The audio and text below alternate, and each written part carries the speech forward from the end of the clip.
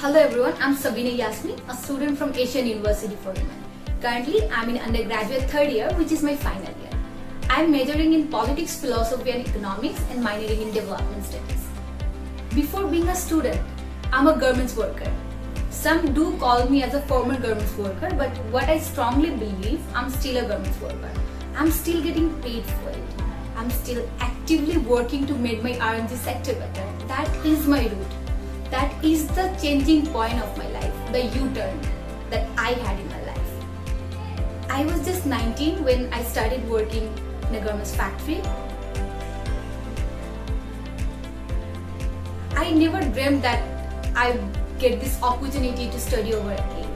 I'd be able to pursue my higher education. My sisters were not as lucky as me. They had to quit their education when they were very young. In our society, the garment sector is still being stereotyped. The garments worker are being stereotyped that it's a bad thing. Maybe that was the reason that my sisters never wanted me to be a garments worker. But when I went to the factory just to run my family, to support my family, then I experienced totally different world, the diversity.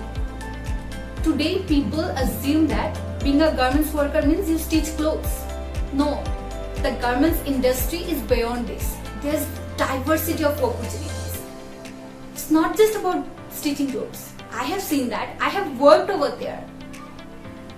Along with the good side, the bad side were there too. I had some terrible experiences as well. To be honest, the health sector, the health system in RMG is not that great. Neither women are getting enough opportunities, especially to study. You all might have noticed that in RMG sector, the majority of workers are female. In the swing section, they are swing operators. They are the one who stitch clothes. But why in the higher position, in the officials position, women are not there? It's very few. The reason is women are not getting enough opportunities. They are not getting proper education. Currently, I know I am capable of holding this position because I am getting the right education. In 2019, 7th March, I started my own project, Project Abhaya, which is now Abhaya Foundation. It's not a very big project, but I am proud of my foundation. I am working on menstrual hygiene. Not just menstrual hygiene, the taboos that we have in Bangladesh. Just right after 1.5 years, I started my own organization. With 1.5 year education, I started my own foundation. A garments worker started her own foundation. Why I did that? When I was working there, I had terrible experience when I had my untimely period. I couldn't get enough help. I am not blaming them completely because there are majority number of workers working at the same place. The mismanagement is there, but that thing is also happening, but not enough educated people are there. Not women are there. Women are not there in all the positions. When I got my opportunity in Asian University for Women, my mission and vision were clear. I knew I want to work from my RMG sector. I did not wait to graduate. Before my graduation, I started working on my dreams. I started with 44 women. This number might sound a small number to you, but to me, it is a big number. It's about impact. Me, Sabina Yasmin, along with my team Abhaya Foundation, where I have members from Nepal, Bhutan, Afghanistan, Syria, India, and so many countries. They are working voluntarily with me. This pandemic couldn't stop us. We did enough that we could do. Why they are working with me? Why they are working with Abhaya Foundation?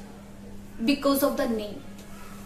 Abhaya is a Bangla word which means fearless, and every member in Abhaya Foundation are fearless, and every woman in RMG sector, they are fearless. I am one of them. It's very sad that not everyone is getting the same opportunity. There are millions of other workers. They are not getting this opportunity. Just think for once. If me, one person is after getting this opportunity is doing so much work. When thousands of women will come from the RMG sector, what they can do after getting proper education. And if I talk a bit more about what Obua is doing, Obua is doing great. I'll say Obua is doing great. Obua is working without having any selfishness in that. We are providing free sanitary napkins to those who cannot afford it. Just giving them menstrual hygiene awareness workshop is not enough. You can teach someone how to eat food, but if you don't give them food, then what's the main purpose? We have to give them the food. That's what we are doing. We are not just providing awareness program, we are also providing them the materials they need. Sanitary hygiene products. All the sanitary products, we are trying our best to provide them for free.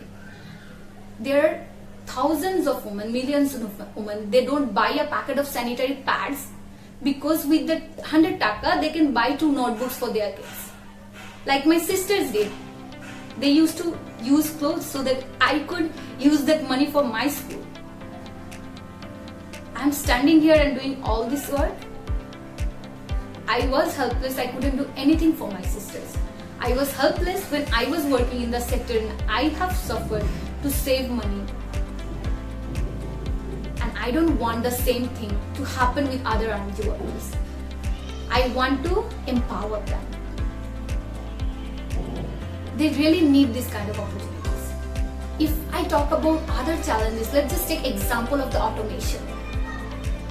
We don't know when the millions of workers will lose their job. What's the solution for this? Education can be the solution for this. We have to make them capable to go with the age.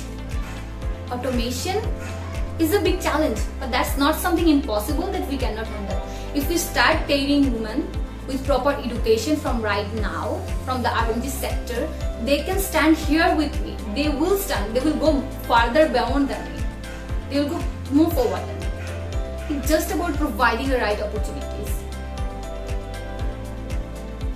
Different of factories, maybe it's not possible to educate all of them together, but why don't we just start from couple of factories?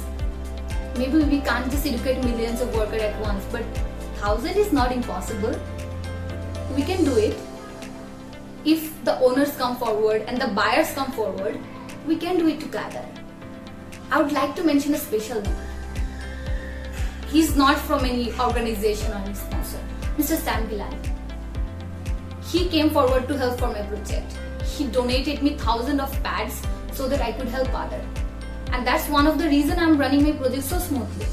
If I could get support from the factories for whom I would work, obviously I would work for the other RMG workers. That's all I want to do. What I dream now, all my dreams are fixed. Right after I got the opportunity to study, after I left the RMG sector, I will create my own pads which will be environment friendly and the targeted audiences, the RMG workers.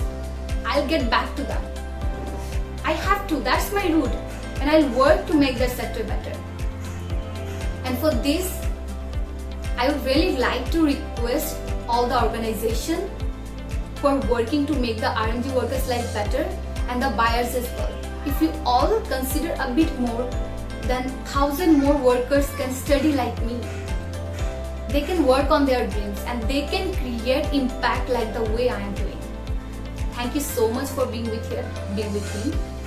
Thank you so much. Just another request is, just come forward. Give them proper education and we can tackle all the challenges. It's just about one opportunity, nothing else.